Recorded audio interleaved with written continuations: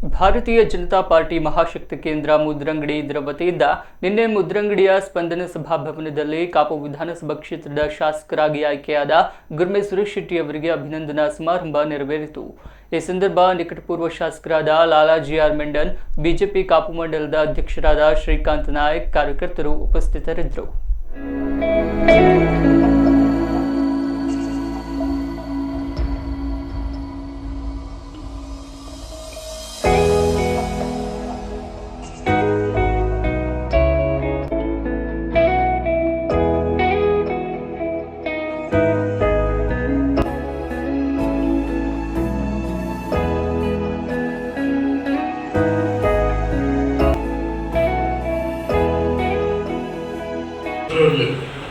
ಅಂಜಾದ ಪೂರ್ವ ಮಟ್ಟಿನ ಅದರ ಪನೊಂದು ಯುದ್ಧದಿಂದ ನಾವು ಚಕ್ರವಾಗಿ ನೋಡುತ್ತೆ ಅವನು ಪ್ರಜಾಪ್ರಭುತ್ವ ಯಾರು ಲಾಲಾಜಿ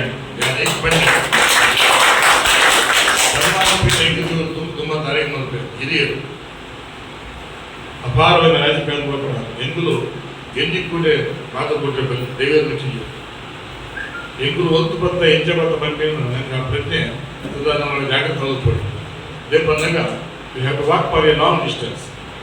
ನನ್ನ ನಡಪರೆಯನ್ನು ಒಂದೊಂದು ಕುಟುಂಬ ಈ ಸಂಸಾರಕ್ಕೆ ಲೆಕ್ಕ ಈ ಸಂಸಾರದ ಉತ್ಪಲ ಆ ಪುತ್ತೂರ ಒಡೆಯರಲ್ಲಿ ಅನ್ಬೇರೆ ವ್ಯಕ್ತಿಗಿಂತ ಪಕ್ಷ ಮುಖ್ಯ, ಪಕ್ಷಕ್ಕಿಂತ ರಾಷ್ಟ್ರ ಮುಖ್ಯ ಬಂತು।